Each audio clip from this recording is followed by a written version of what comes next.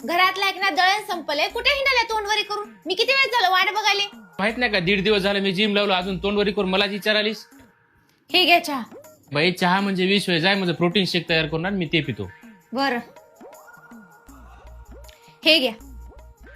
हे कोणती बॉटल आहे? ही आहे स्ट्रॉ स्पायडर शेकर बॉटल. हे कस काय?